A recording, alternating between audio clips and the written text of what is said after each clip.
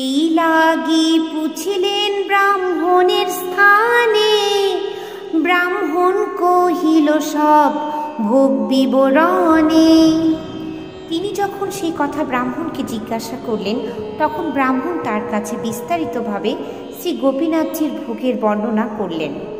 সন্ধ্যায় ভোগ লাগে ক্ষীর অমৃত কেলি নাম, দ্বাদশ মৃত পাত্রে ভরি অমৃত সমান।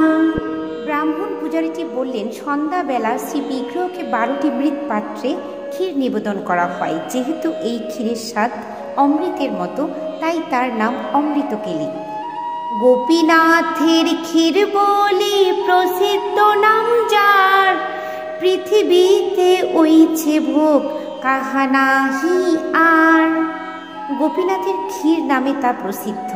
পৃথিবীতে আর কোথাও এইরকম ভোগ নিবেদন করা হয় না।